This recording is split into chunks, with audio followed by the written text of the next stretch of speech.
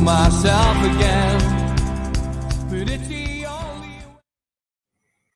Good evening, it's Friday evening and it's nearly the weekend. NUFC Matters with me, Steve Wraith, and not the three amigos, the four musketeers we've decided off air, because Ian Mearns joins me, Steve Hasty and Mitch again on Friday night to chew the fat about Newcastle United. Good evening, lads. Good evening, Steve. Guys. Good to see you all, and big shout out to Darren Baldwin Funerals. As I say, he picked the right week to start sponsoring StreamYard for us this month by the display against Brighton at the weekend. So thanks to him for the sponsorship, and a big shout out to John as well at qtechshop.co.uk, who jumped on with a membership earlier in the month as well. He makes pool tables, pool cues, snooker cues, etc. at QTech in Wallsend. So big thanks to the lads for helping us out. Right, lads, shorter show tonight because I've actually got an event on tonight, which is COVID secure and obviously limited numbers. And Steve Hasty's daughter's working behind the bar. It's going to be like old times, like a flashback to the old days when I used to go to work instead of talking rubbish on here all night. But let's talk about the positives. I want to forget Brighton. It's in the past. Let's just look back at that cup game.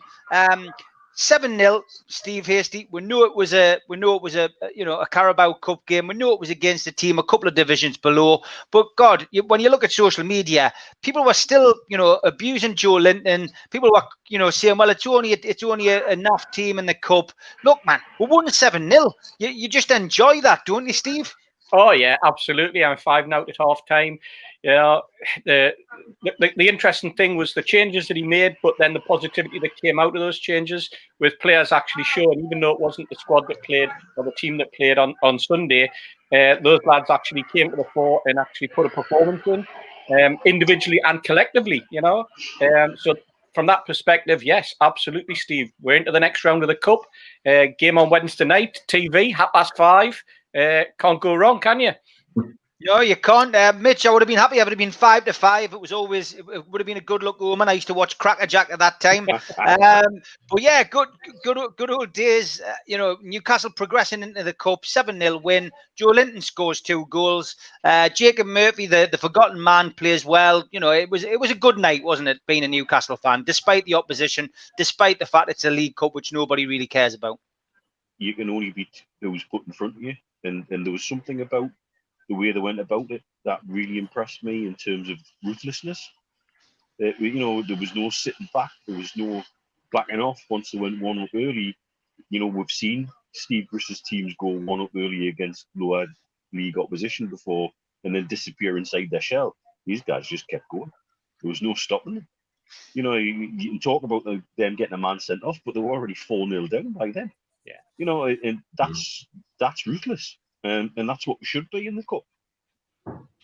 Yeah, Ian, I think we're all old enough to remember some cup upsets, and Super Mac, I reminded him of Hereford again last night. I didn't mention the word Hereford to him because I know exactly what he would have done, but we've been down this road before. You get a draw in the cup, you think it's easy, and you end up losing. So a 7-0 win and a record win as well, because we haven't scored 7 goals in the League Cup. You've got to be happy about it. We don't get much joy as a Newcastle fan, do we? No, well, I mean, I think it was great that Steve Bruce obviously watched the Cambridge United warm-up act and looked at their tactics and saw where Morecambe's vulnerabilities were, because, I mean, Cambridge put 5 past them the previous weekend. And so, it was nice of Morecambe to try to lull us into a false sense of security. But they took it seriously, the lads. But I have to say, by the way, what about the Joelinton hat trick that never was? I mean, that was, phenomenal. That, the thing is, right? I mean, maybe he was hoping that the ball was going to go in, and because it was somebody else's attempt. I think was it Murphy, I think. But can you imagine Shearer letting that ball roll along the line? I mean, a goal scorer, you just get anything, and that to me was, what the hell was he thinking? What the hell was he thinking? But look, he got 2 goals, and actually the second one was a cracker, I know, against limited opposition. But I just can't imagine what was going through his mind when he let that ball roll along the line. Like, because he watched it. I tell you what, Ian, I had a conversation with my pals, and I said, you know what? I put it on Twitter. I said, I played Sunday League for about 18 years, and I've tapped them in from even closer than that before to claim the goal, only to then have to argue for half an hour in the pub afterwards while the lads marking the book and we're arguing over who scored what and trying to claim a goal for an even closer tap in. Why he didn't just knock the ball? I mean, he kept his eye on it. We can certainly say that because he watched it go that way and watched it go that way. But dear me, I mean, instinctively, you know, a blind man with a stick would have pushed that ball in the net with the stick because he would have been able to sense where he was and do what needed to be done. It was just, you can't do that, I mean, because the stick guns below the t-shirt line. I heard some people saying they thought maybe he thought he was offside. Have you ever come across a striker who might, in his head, think, I tell you what, I'll not play that because I think I might be offside? That was just like, hang on, you're on the goal line, man. You know, let somebody else argue with it, you know. But hey, you know, the Joelinton stuff, Steve. Social media. I mean, we're all on it. We're all on Twitter. You know, you see the stick the kid's getting. It's a joke. I mean, we can all be critical of a player when we're standing having a pint in the bar with our mates. You know, after the game or sitting in the comfort of our own house, or you know, when we're on the phone or whatever. We can all give somebody a bit of stick on a WhatsApp group. But I think those people who went out and actually went to the bother of giving Joelinton some stick after he scored 2 goals. I just don't understand it, Steve. This is, social media is such a massive place. It's done so much good for the likes of the food bank and various other things over the years. But these idiots, that's what they are, idiots going out and abusing Joelinton. I just don't understand it. I don't understand it either. And what annoys me is that they've actually searched him out. They've actually decided to follow him on Instagram or on Twitter or whatever other parts of social media he's on, and then actually targeted them with comment about, anything that can throw at him, basically. I mean, apparently the lad closed his Instagram countdown or he's blocked it or locked it so that, people can't comment or whatever. But yeah, that's the bit that I don't understand. I mean, everybody deserves, or everybody's entitled to have an opinion on a particular performance.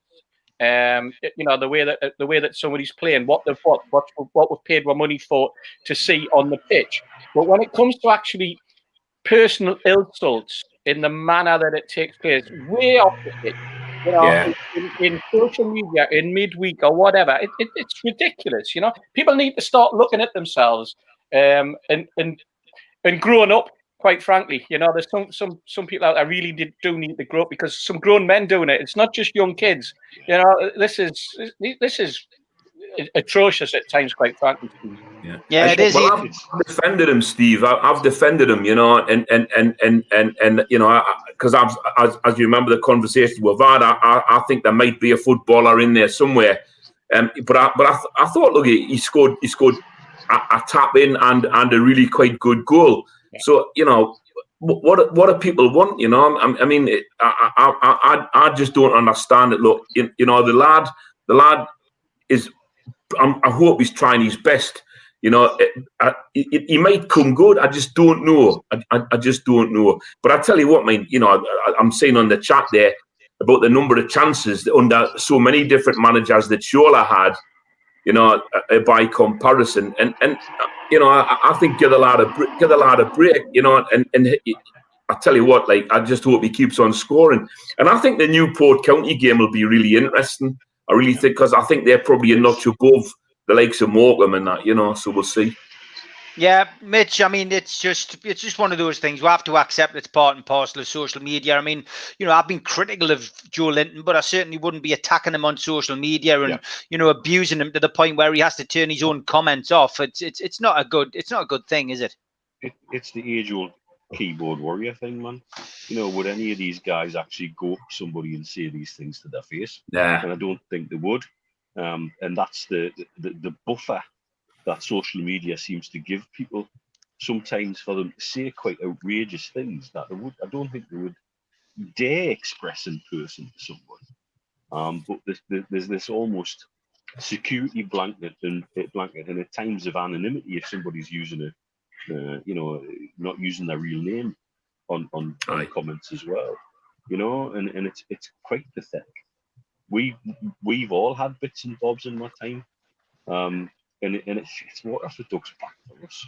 But for somebody like Joelinton, you know, he's obviously in need of a confidence boost. And getting on his back like that, just what does that achieve? It achieves absolutely not at all. No. The figures have come out today, Steve, for Newcastle United. Mike Ashley obviously taking a little bit of money out again, and I think the thing that probably annoyed fans the most is the Strawberry Place development. We all knew he'd sold the land off, he's pocketed the money, but obviously the debt owing to Mike Ashley now is reduced to, I think it's £111 million. Of course, that's interest free. I think we should be thankful for that at least. But what did you make? What did you make of the? Well, he could have put money. He could have put money on it. You know what Mike Ashley's like? He's a loan to himself. But Steve, what did you make of that? I think the 111 million's been a figure that's bandied around for years now. I mean, that was the initial figure. That was that came about with the £58 million mortgage. That came about from the £29 million that he paid off the transfer fees. Right at the very beginning when he took over the club, that paid off the overdraft that the club had. And Neil and I were there with Derek Lambias when we had this conversation about why he did that. Why did he not remortgage the club in 2007 when he got it? Because he had a fortnight in which to make his decision. Neil will remember Lambias turned around and said that Mike didn't like to go into debt. Mike doesn't like debt. He likes other people to be in debt, and he likes people to be indebted to him. So he paid off all the debt that was lying that he didn't know about because he didn't do his due diligence. Didn't do his due diligence. It came to 111 million quid in total, and it did go up to 144 because he lent the club another short-term loan of 33 million, which came back on the last year's accounts.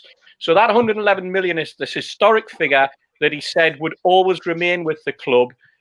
Because he considered it to be part of the initial purchase of the club. And he had reasons, I'm sure, for doing it that way and for keeping that figure and not reducing the figure and only increasing it when it was additional short-term loans that he made. Now, the Strawberry Place development, again, we all heard that it was 9 million quid that he had sold it for. We know that it was purchased for £6 million. We know that it was purchased for as a particular vehicle to have the casino put on it under the Hall and Shepherd days, and then of course that didn't materialise. It was an asset of the club. It came off the books. For all intents and purposes, he's taken that £9 million from the sale of it, which should have come back into the football club. But because of the manner of the man, he saw that as being an asset for himself because he had part of Mike Ashley Holdings. So nothing surprising there. I think what probably surprised some people was the amount of profit that Mike Ashley Holdings MASH have made and the percentage of the profit that has come from his holding in Newcastle United, because Mike Ashley Holdings covers an awful lot of other businesses that are wrapped up within his group. He's a strange character, isn't he? Because he apparently doesn't take a salary from Sports Direct, yet he can make 134, 140 million pounds in profit in a year. I tell you what, that's not bad going for someone who doesn't take a salary, isn't it? And doesn't do anything, but the money just seems to cream in for him, you know. Dear me, we could be on all night, Steve, but I think, you know, if we get hung up on Mike Ashley and get hung up on debt and get hung up on loans and such like, we're just going to drive ourselves into an early grave because we've had 13 years of this now. Yeah. Part of the problem of unpicking all of this is the creative accounting that goes on within Mike Ashley Holdings, and there's a MASH alpha and a MASH beta, and then things get moved between the two parts of the company, and sometimes for no apparent reason, but then things get lost along the way, and the trail gets very difficult to follow. And the other thing about the Strawberry Place development, wasn't there a clause in there, Steve, about if the building goes over so many stories, he gets extra money or something like that? Yeah, I think there was a clause kicking around. We'd heard somewhere there was a clause in there that he gets more money the taller the building gets. I mean, it's a typically complicated and convoluted way of Mike Ashley doing things. You know, and go back historically, that extra money that you had to put in was all. I pretty much had this confirmed subsequently that he did everything so quickly without the due diligence done because he had a Chinese buyer lined up to flip it to. Yeah. And they did their due diligence and turned around and said, "Hey, what about this? And what about this? And what about this?" And he was left rolling the bin. Well, I mean, And so he's such a whiz kid businessman. You know, the day after he took over the club, the mortgage on the redevelopment of the ground, 54 million quid, I think it was, immediately became liable to be paid back in full to Barclays. Yeah. You know, I mean, honestly, I'm terribly sorry. Like, you know, where is this whiz kid of a businessman? I know that he's making huge amounts of money from Mash Holdings, but it all seems to be an interesting way of creating wealth without actually creating anything at all. You know, it's just moving money around. But I mean, you know, to not know that the 54 million quid became immediately liable, and I know it's 13 years ago, it's ancient history, but I mean, it's almost like he's never forgiven the club and its fans ever since, you know, for things like that. He was paying a mortgage, or the club at the time was paying a mortgage that was £8 million a year. Yeah. It had 8 years left on it, you know, so it would have been finished. It was just with interest. It came to £58 million yen, and we wouldn't have had that. We could have afforded to pay £8 million because that's what Shepperton Hall had. And we all know that the clause that was in the mortgage was that the minute Hall went, because Hall obviously underwrote it in some way, shape, or form, the minute that Hall was no longer associated with the football club in terms of ownership, then there was a 14-day clause that said that it had to be paid off in full.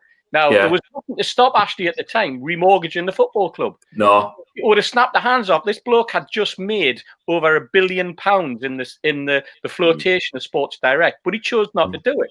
So he laden that on himself, which in effect, for all intents and purposes, is laid on the club. It's sitting there as a debt, which probably helps them financially in terms of tax, etc. So he did that. We sat there and we owed 29 million pounds in transfer fees to other clubs in the Premier League, all linked, all contracted.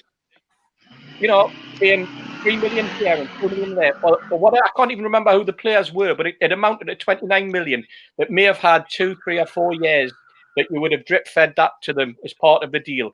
He immediately went like that, flicked it, and went, and he gave those other Premier League football clubs the money straight off. So they suddenly went, wow, thanks. But what he did was he turned around and went, for example, let's use an example. Let's say it was Sunderland, for example, and he owed them £5 million. He turned around and went, I tell you what, if you take 4 for cash, you know what I mean? We like to take 4 for cash.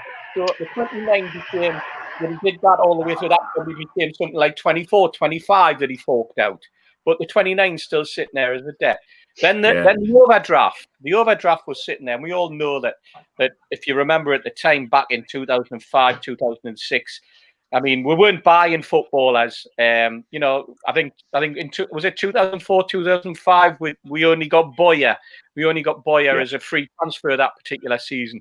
But if the overdraft money, we had the likes of the £16 million for Michael Owen, for example, of which some of it would have the 4 million would have come straight out of the overdraft, and the balance was stuff to Real Madrid of all places to send money to pay off. You know. He paid Real Madrid off, you know, and so it goes on. So that was the mentality that was there at the time, that Neil and I sat in front of Lambias and just gobsmacked when he explained the rationale behind the way that Ashley we couldn't work out why he was buying players for cash but then selling on the tick. Yeah, and if you remember, Neil, made any sense at all. That's right. We said to him, why did you...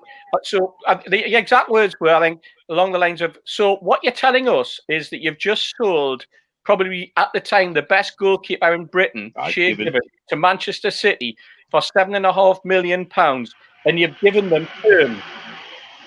So they're now indebted to you, and you've given them Shea Given over 4 years. Is that right? And he said, yes, that's good business, because it means that money's trickling into the club.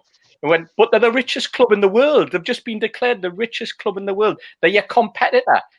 And he went, so that's the way Mike wants to do it. If Mike wants to do it that way. And we said, well, that's football-wise, that's not the way you go about. You don't make sense. put it to your competitors to allow them to go out and buy someone else and give them your best players, But he just couldn't get it. He did exactly the same with Aston Villa. There was a £12 million, I think, for Milner, and they got him for like £3 million, and then another 3 million next year, and another 3 million the year before. But he then went out and bought players, and he handed that money straight over in cash, because he was wheeling and dealing, and got a £5 million player for 4, or a £4 million player for 3. Will you take 3 for cash? It's just like, is this the Grainger Market, or is it the Premier League? Lots of questions coming in. Big shout out to the guy in Melbourne. Oh yes, Mr. DJM. Morning, lads. Dedication. 1:50 a.m. That's good. Ben Applebaum asks, Mitch, do you live in the middle of a racetrack? Oh Jesus, man! Honestly, I get out on the balcony. Sometimes it's great, and then every now and again, it's all the delivery bikes at the minute. Everybody must be making their orders for that tea, and because everything gets delivered here. I mean, I've got an app now. I can have me groceries delivered from a corner shop. I don't even have to leave the house. Order it all through the app, and a little guy on a bike will bring it. It's brilliant. Neil Skinner's asking a question you can answer as well, Mitch. I know you're not going to give anyone's identity away, but it's not Mike Ashley, is it? It's the guy who runs the Money Mike Ashley. It's not. No, it's not. No. Exactly. That's all you're going to get, guys. We can't divulge who it is. It's a great Twitter feed, though. I love it, me. I mean, people because I send them. Sometimes I send them texts back or tweets back, and people then say to me, "Do you not know it's a parody account?" Yes, I do know it's a parody account, but embellish the joke, I mean, Yes, Steve, I want to give you the opportunity to plug the food bank badges, and just want to ask you how that's going. Anybody who goes onto NUFC.com will see what I'm going on about. But anyone who's missed the food bank badges, just give a little plug to them, mate, and hopefully you'll be able to sell a few more. Absolutely. You just look at Magpin on Twitter. They've produced a series of 2 badges for us. They're absolutely brilliant. The quality's superb, and all the proceeds from those badges are going to the food bank. And within a week, there's been £1,500 that has been deposited. In fact, over £1,500 now deposited in the West End Food Bank's bank account from Newcastle fans, specifically for the purchase of those. It's been brilliant. We've had a great chat with the guys who produces them. He's a great supporter of what we're trying to do. He's a great football supporter as well, and he's also brought out some other ones. I mean, it's his business, but he did this off his own bat. He did this. He came to us and asked us if we would mind doing it. Would we get our support from him if he produced it to raise some funds, which was fantastic. And I think what we're going to try and do is we're having a chat with him. We're going to try and bring out some more over Christmas time that again will be specific with money raised for the food bank as well, because I think they're quite nice little collector's items, but they look really good, and they might turn out into be collector's items. Who knows? I mean, there's lots of people out there collect those type of badges, and I think they look fantastic, and I can guarantee that the quality of them is first class. So big thanks, and please check out Magpin. Somebody's just put up there. He's done a great one of Matty Longstaff kissing the badge, and that again another great little badge. And if we can, because we're not at the game, because we're not collecting on match days, if we can come up with some new novelty ways of being able to raise funds from the supporters, where the supporters actually get something in return for their donation, in the form of a badge. I mean, I'm calling it a donation because, in effect, that's what's happening. The money that they're handing over is going to the food bank.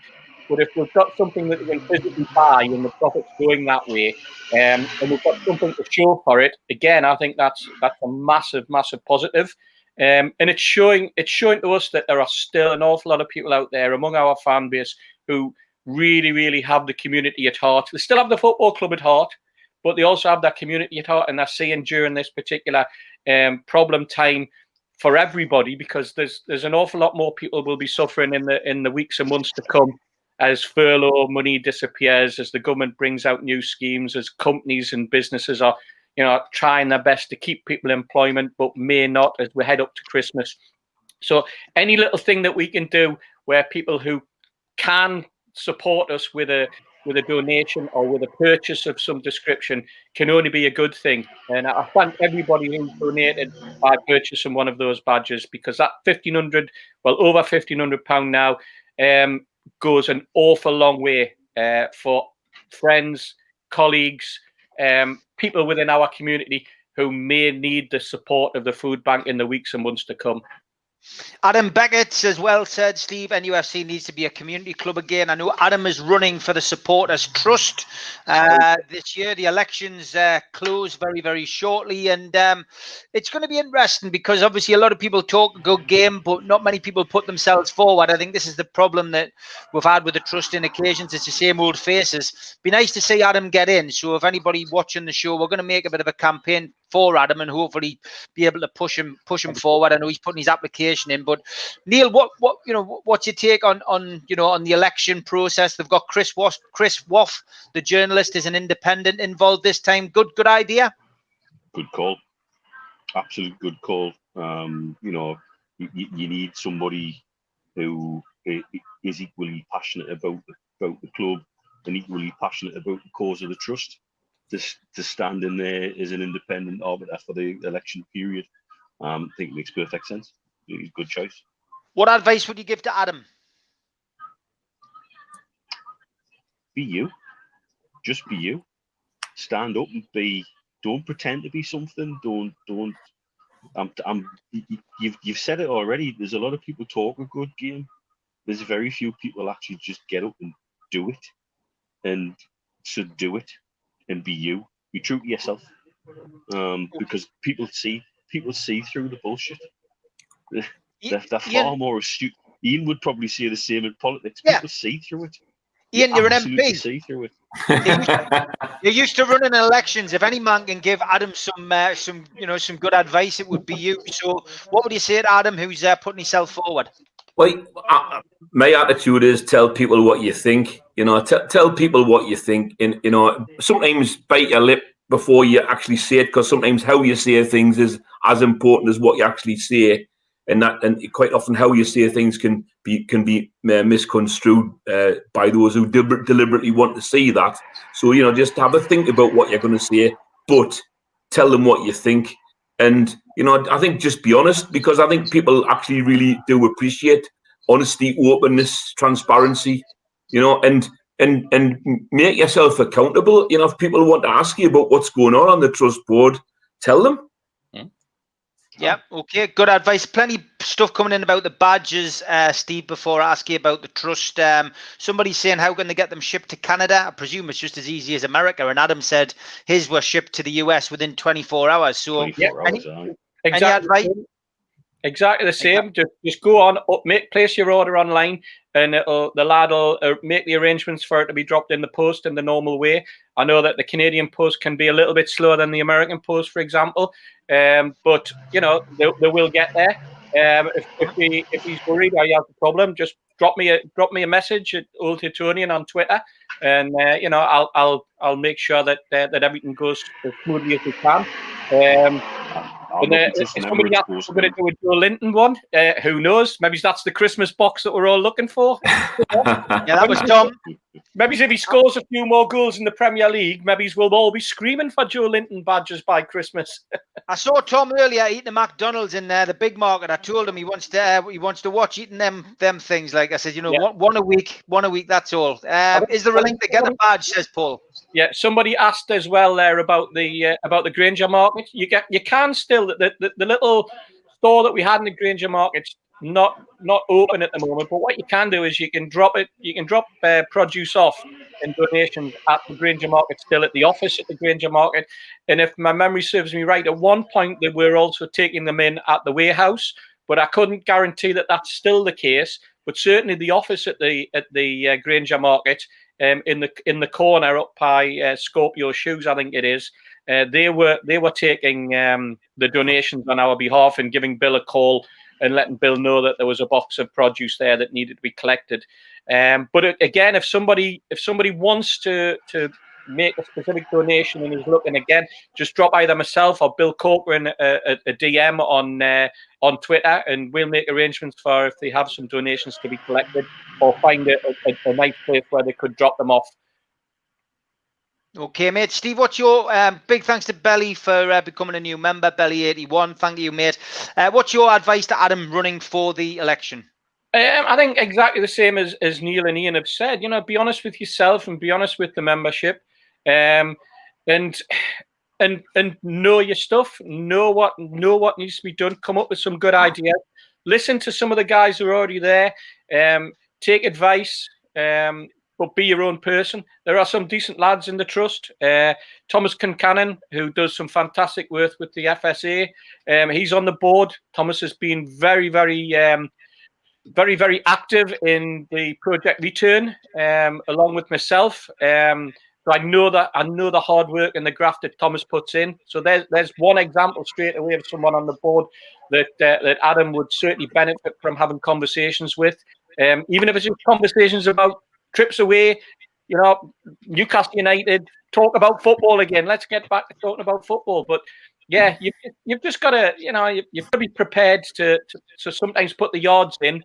And Neil will express that as well. I think that one of the problems with the trust over the years has just not being out there, not having a face, and not being presented and not presenting itself to supporters. We did road shows all around the northeast. I'd like to think that they might bring back the road shows and start the interaction with the fan base more. Especially, I know it's going to be difficult during this lockdown period, or this COVID and no games and such like.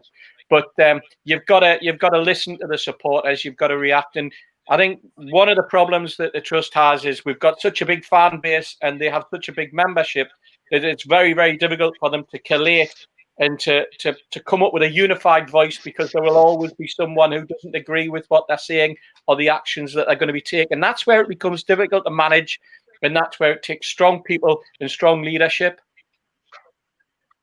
Yeah, Belly's talking about the takeover. It's the dreaded takeover word, Mitch. But I suppose we've got to look at it. Southampton's takeover might go through soon. Charlton's looking good as well. So why what Charlton's done. So why is Newcastle essentially, the one that misses out when, these other takeovers seem to take a few months and go through? Yeah, well, we've spoken at length over the last few months about all the issues surrounding the takeover, the Premier League stance towards the hoops that they wanted to put in the way of PIF, and the multiple requests for information and the never-ending sort of quest for information to reach a certain non-conclusion. Piracy, it will still keep coming back, and there isn't any broadcast interests in the people taking over Southampton. So straight away, there's, it's a very different set of parameters, and this is the complexity that, certainly from my information here in the Gulf side of things, that the hoops that they were being asked to jump through, they certainly felt were unreasonable and deliberately difficult, and that's the reason. That's the difference. I still maintain part of the problem is that we are a big enough club for them to make a statement in terms of look at how rigorous we are on our owners and directors test, but not too big that will not upset the status quo, the top six.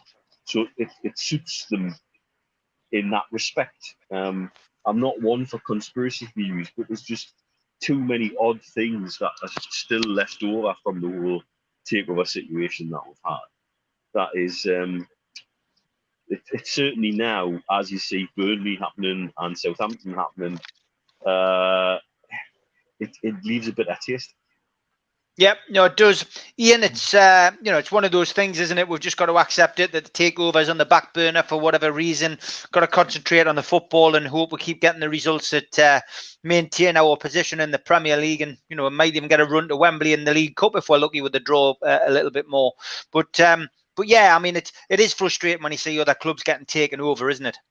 Well, absolutely, and I still do believe that the Premier League and the chief exec there have got a lot of questions to answer.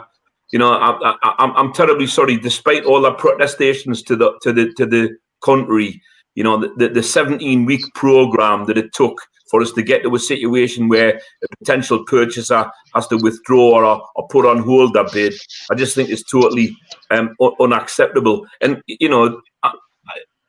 I've said before, Steve, I know a lot of fans were plugging for the takeover to happen. From my perspective, it wasn't about whether or not the takeover should or shouldn't have happened. The decision should have been made in a timely way, because it left Newcastle United in a sort of in a combination of limbo and purgatory. The fans were in purgatory, the club was in limbo.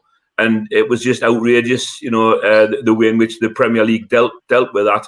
And I think the Premier League has to realise, by the way, that it is in a customer business. The business which has got hundreds of thousands of customers around the country, and it's a bit. And as a business, they've been treating their customers, i.e., football supporters, in a very, very shoddy way indeed. And I'm afraid to say I speak to far too many Newcastle fans who now regard the Premier League as the problem. And what about that's obviously been bad public relations from their perspective, bad commercial activity from their perspective in terms of them and their business case. What about that question on the screen there from Chris? Ian, is there a possibility to have Gary Hoffman called to testify before the Sports Committee on the rather troubling turn in the takeover fortunes on his arrival?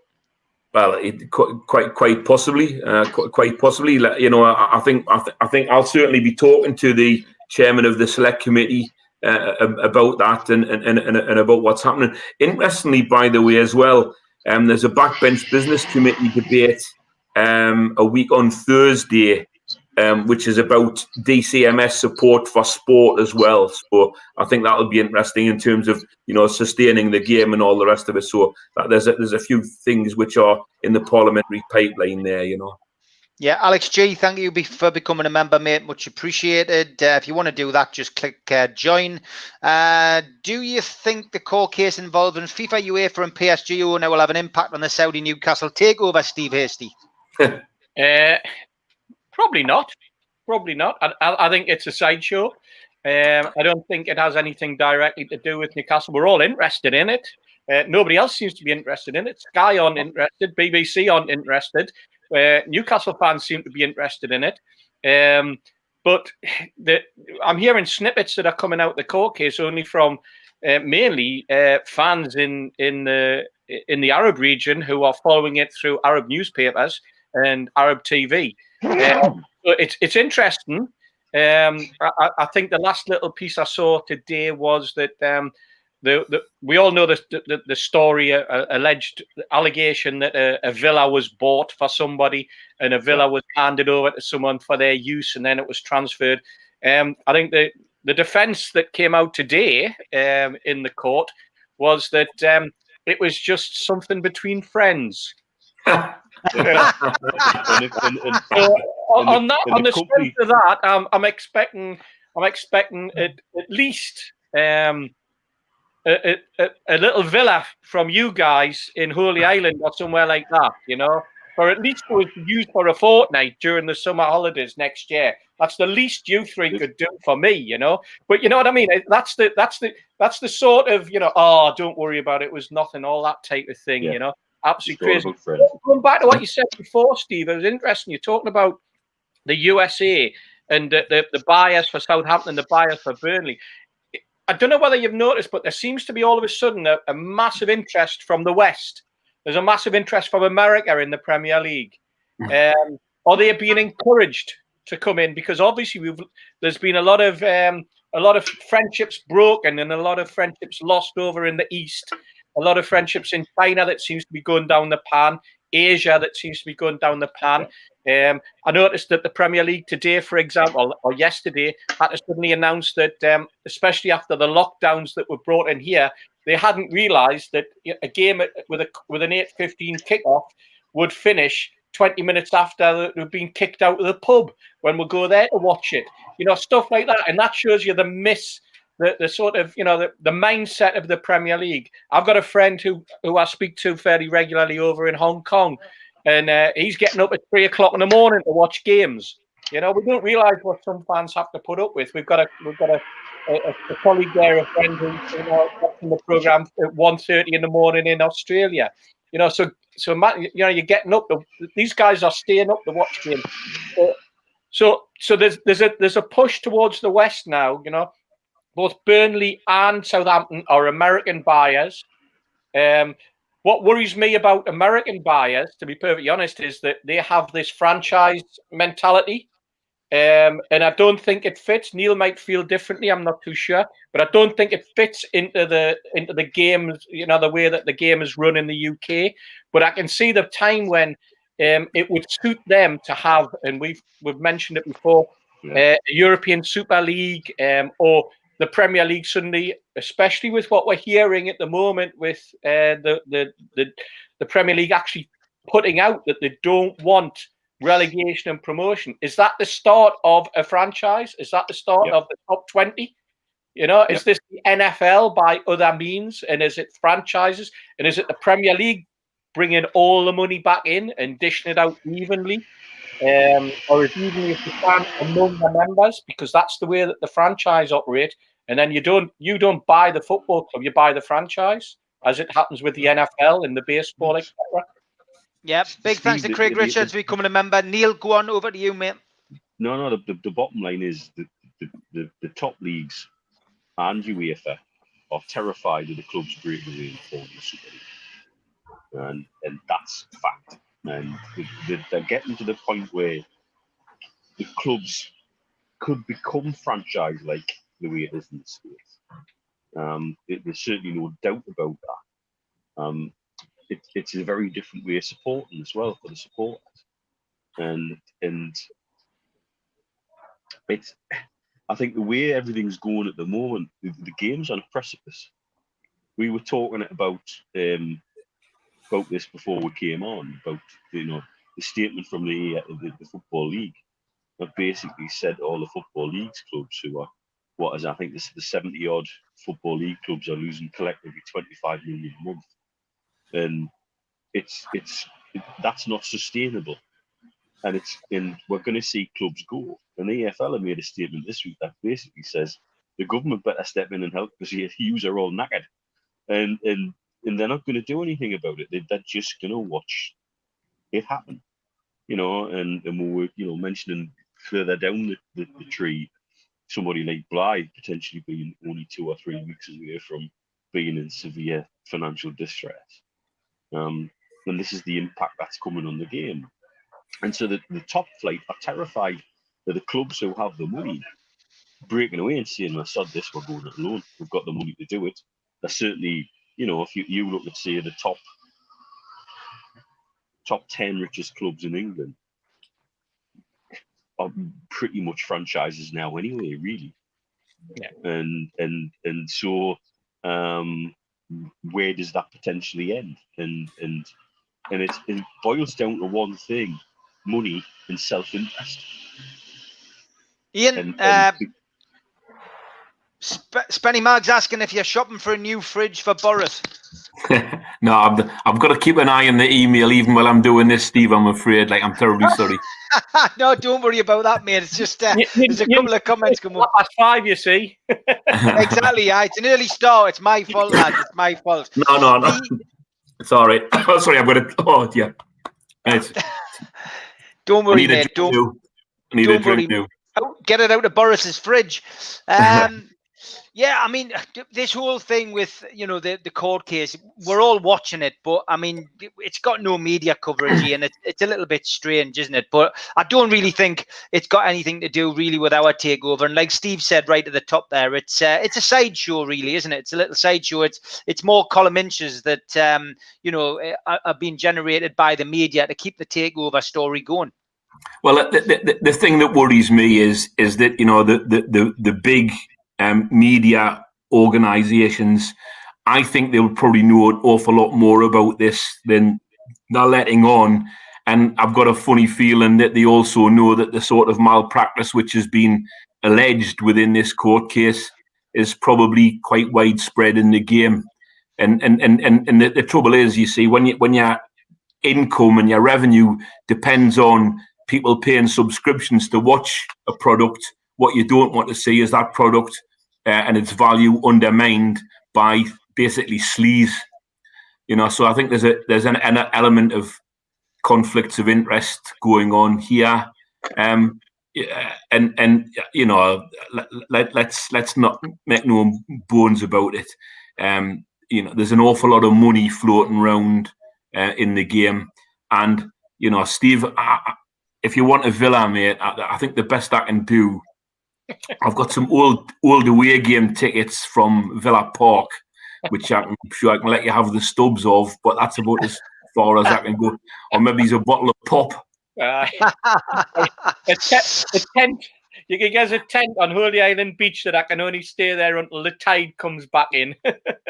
I'll tell you a story. I was actually once on Holy Island, right? And we were in a pub called the Northumberland Arms, which is sadly no longer there, at about 1 o'clock playing dominoes and having a beer and that, And this kid came in and it was like lashing down. We would say this kid was soaked, but he was Canadian, He had this massive big backpack on. He looked like a honey monster. And he sort of ambled over to the bar and wiping the sea spray out of his eyes. He just walked across the causeway and he said to the guy behind the bar, he said, "Hey man, what time do you close?" And the bloke went, about the end of November.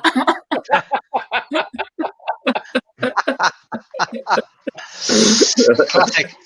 Ian, unfortunately for you, you predicted this a couple of weeks ago to me. You said it was coming. COVID's on the increase in the area. I think we're into the top 5 now in Newcastle, unfortunately. And of course, that means that the government's now had to postpone the return to football and sporting events, etc. Which I was just getting into the fun of going to support Dunstan again with one eye on potentially returning to the Premier League. It doesn't really look, if we're going to be perfectly honest here, that until we get a vaccine, we're going to be going anywhere near St James's Park at all very soon. I would say if we're lucky, and I'm lucky, August next year is probably a realistic target if the vaccine comes in before then. Absolutely. It's all ifs and buts, but I'm afraid to say that the much heralded world-beating second to none test and trace system hasn't materialised to the level that it was required. We needed to be, I think, as soon as you had the kids back to school and universities opening up, but of course people returning to work, having been working at home or being furloughed, you needed a testing capacity then immediately of, I think, about 500,000 to 750,000 tests per day. And of course now, with universities going back, schools going back, etc., I'm afraid to say that here in the northeast, the COVID seems to have got out of hand again. Some of the rates locally are very, very worrying indeed. If you look on the government's website, there's like a map there which shows you what the rate is in a particular geographical area, and they're all based on Office of National Statistics super output areas, which are roughly about 7,200 population. And there are some of super output areas in the East End of Newcastle, in South Shields, across Tyneside actually, which are really, really very high indeed, and that's quite worrying. I think Shieldfield, for instance, if you multiply the numbers up there, it would be a rate of over 600 per 100,000, and the government were telling us to sort of ring the alarm bells when it got more than 20. So it is quite worrying. So I'm afraid to say that I think that as much as we're being told that, you know, football can return safely, that might be the case with stewarding, with separation inside the grounds, people sitting 10 seats apart or whatever it is.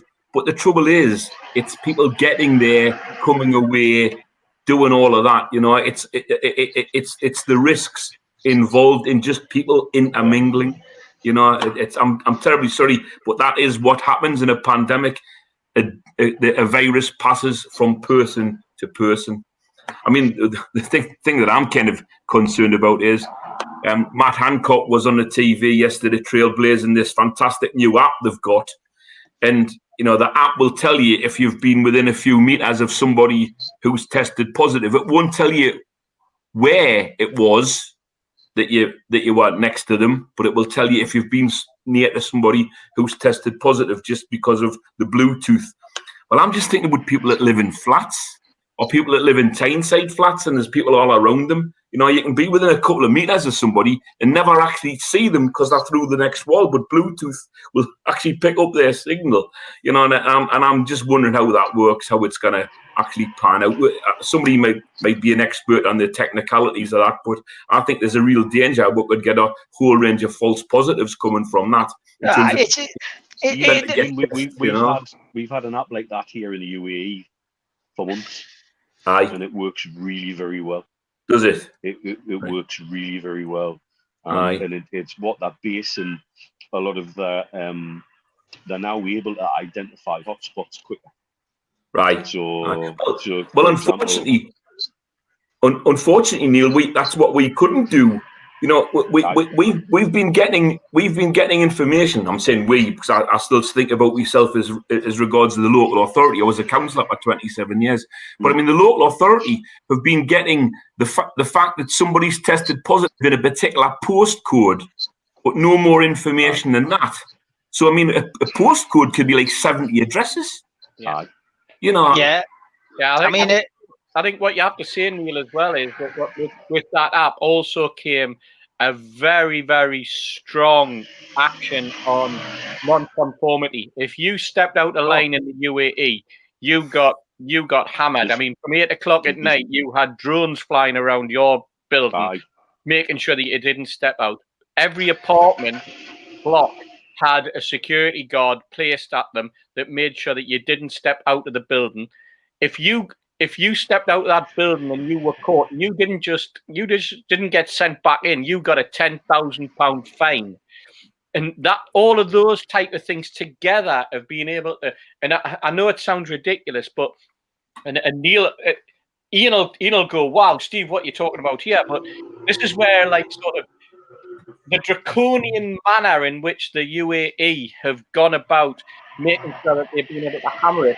We've got that freedom that we've been given to trust each other, and that's great. That's the way it should be. But with trust comes responsibility, and unfortunately, some people haven't had that responsibility instilled into them. And until we get that, we're never going to get. What I feel sorry for are the amount of work that's been done up at St James's Park by the football club. And by supporters, like I mentioned Thomas before, done an awful lot of work trying to support them. The lads from NUFC there, who Joe, who has been at the meetings with me, the fans, representatives of the club who travel. We've all had an input into the club to try and come up with a system that would suit everybody. In terms of how we go about getting into the ground and the amount of work that was done at the football club to put that into place, and now to have it just basically thrown away. And I know I've been critical online in some instances, saying, well, 15,000 is the maximum you would get in if we all sat in groups of 6, providing you're a bubble of 6. But it's only 7,000 because of the way Newcastle United is designed. If you're gonna sit 1-to-1, with it, you're on your own, and the gaps and things like that, and all the problems and the pitches and the way that the stands configured and how you get in and how you get out. There's a lot of work going on, an awful lot of work to get a small amount of people into the ground to create an atmosphere to basically make. And I think I might be cynical, but to make the product for the TV companies seem a little bit better than it really is, because that's what's killing the game. That's what's killing it, is because the Premier League is under massive pressure from the TV companies, because they're saying, you know what, this empty ground business is crap and we're not paying for it. The games themselves aren't very good, because there's not the dynamic that you have when there's a 52,000 in St James's Park, for example, or an 8,000 at Morecambe, if that's what it happens to be, you know. But it's that the pressures that are coming to bear from all different angles. The advertisers who Sky are selling the advertising to are probably screaming, "Good! Why should we bother paying you that amount of money? You can have 10 pence. You're not getting 10 quid." Type of, you know, that scenario. And all of that coming together is the pressure that's being put to bear to get us into the ground. And if we get into the ground and we're not safe, or when we leave the ground, or when we're heading to the ground, that's when exactly what Ian's saying, that bubble burst. And once that bubble's burst and that virus is out there again, it's very, very difficult. It's out there, Steve. It's out there, big style, you know. It is. Yeah, it is. Yeah, it's a nightmare. I mean, people asking lots of questions. Some people just don't understand how you can go to the pub with your mates. You can't go to a football match. Other people, you know, obviously completely understand. And Tim Cairns there, you know, essentially saying you're spot on. I feel we don't get to normal till 2022. Paul Oxley pointing out 20,000 last night at the Super Cup. You know, just shows you lots of people doing different things, and it's never going to work out, you know. Can we use track and trace to avoid Mackham, says Alex G. And Spenny Mag says, do you know what the issue is? Mackhams, man. Scratch and sniff. You don't need track and trace. Use scratch and sniff. Don't know what the issue is with this track and trace app. Wallace had one for years and she still can't find out which pub I'm in. Says Spenny Mag. But I mean, it is a farce. I know this isn't a political show, but it is a bit of a farce.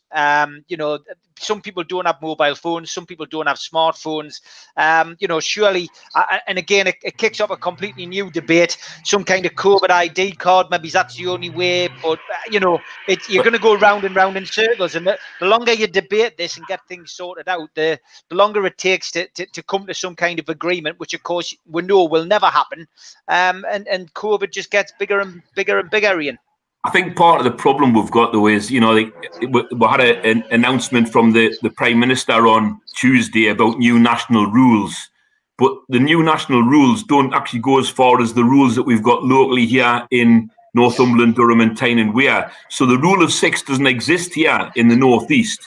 So you can't go to the pub with your mates. You know, you can only go to the pub with somebody from your own household in that area, in that geographic area, because of the real concern about the spread of the virus. And you know the rules about intermingling are you cannot intermingle between households. And we managed to get a concession from the government about established family childcare arrangements. So we got that, but we managed to get that concession because that wasn't going to be allowed initially. So, you know, people need to understand, by the way, this is really, really, really serious stuff. And look, I come across people all the time who are saying, "Oh, look, I'm all right," you know, but it isn't about you as the individual. It's about who you come into contact with. You know, it's not about protecting yourself. It's about protecting your friends, your family, and particularly you're vulnerable in your family. You know, I mean, I'm sad to say, but kids spread the virus. You know, Matt Hancock said that in the Commons last week. Kids spread the virus. They don't get ill from it, by and large. The vast majority of kids who actually contract the virus don't even have a symptom. Asymptomatic transmission is absolutely possible. But the trouble is, if it then gets passed on to people who are vulnerable or elderly, their chances of survival, you know, are small by comparison. I mean, I think it's 100 times more likely to be seriously ill if you're over 65 than you are as a child, you know. Yeah, good news this week. I know people who watch this show, a lot of them in Newcastle, go to the back page shop. Just news that Mick's made a recovery, which is good news. I know Mick had contracted COVID at the back page, so we'll send our best wishes to him. I know a few of the lads at the shop are watching, so good news for Mick. Happy days, and we'll send them our best. Right, lads, as I say, a shorter show this week because I've got to go off and do a rare event. So Tottenham Hotspur, Sunday, live on Sky, 2 o'clock kickoff down at the Tottenham Hotspur Stadium.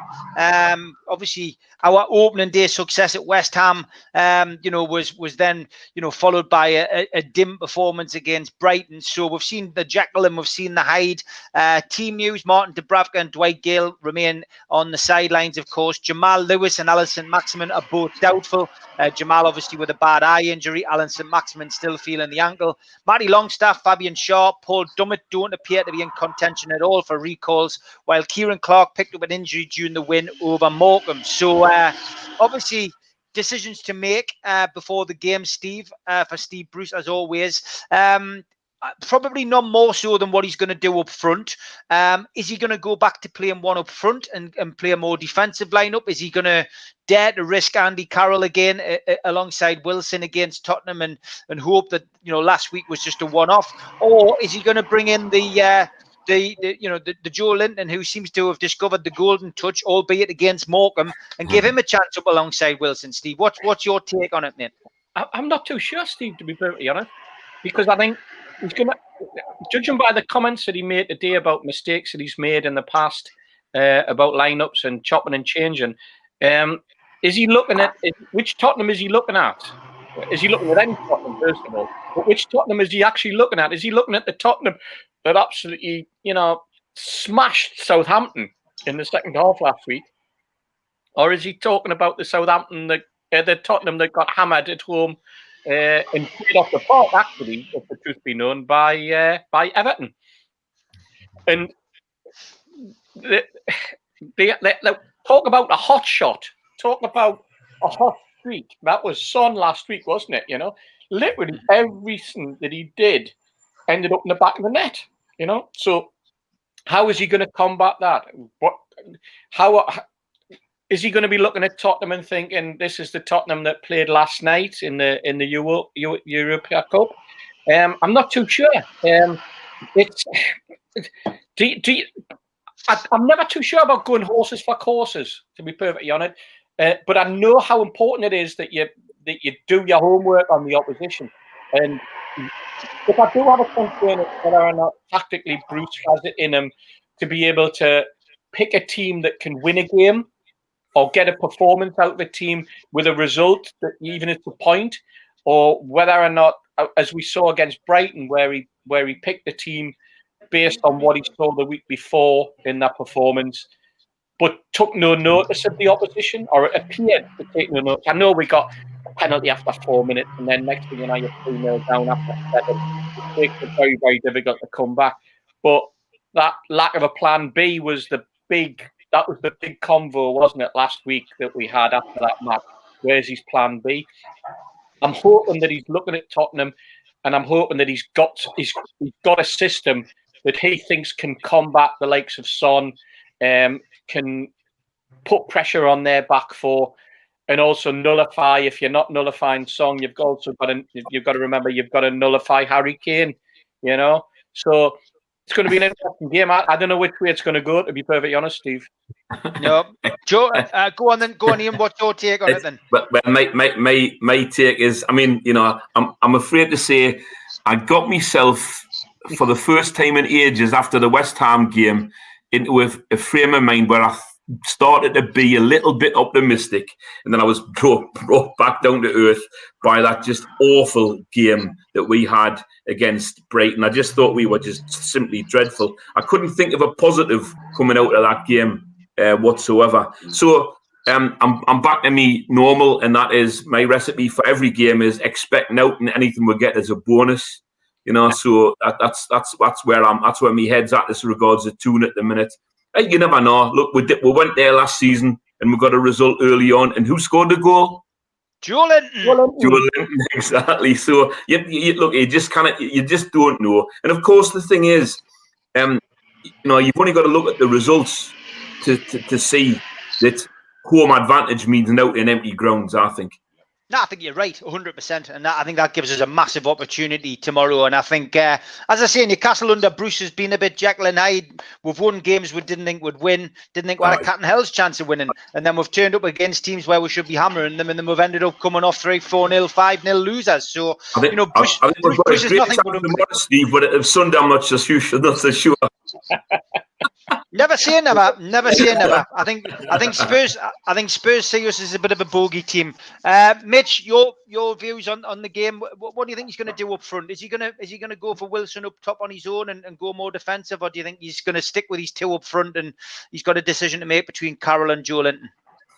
Who knows? I mean, Spurs, you're talking about Jekyll and Hyde. I think Spurs have been as Jekyll and Hyde as we are. And so it's going to very much depend on which Spurs turn up, which Newcastle turn up, and then we take it from there. In terms of team selection, the one thing that stood out from the Morton game for me was he's now, people are asking questions. They're knocking on the door. They're saying, right, they're staking claims.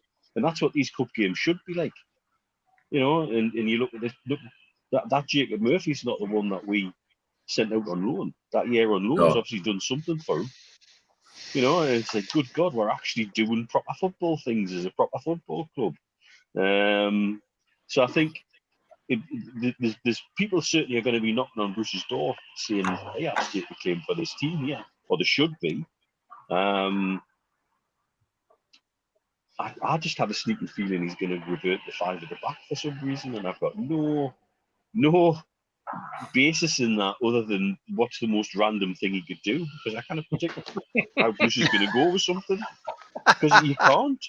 It's sometimes it's like he's got a big wheel with the players' names on, and then he draws a ball out with a hat that's the position, and then you spin the wheel and you put the player in position. And so, it's as bad as it was when we had Pardew with 6 left backs on the field at one point. We could say with 4 or 5 right backs on the field under Bruce and playing in random positions, and that's the kind of thing that irritates with the team selections sometimes. But the certainly people give him something to think about, and that's the best thing for me. Was it Charlie Minton that went to Ireland to look at a left back and came back with 2 greyhounds? Probably I. Classic. Right, lads, before we finish, quick prediction. Steve, you first. Christ. Yeah. Come on, Steve. Get beat 2-1.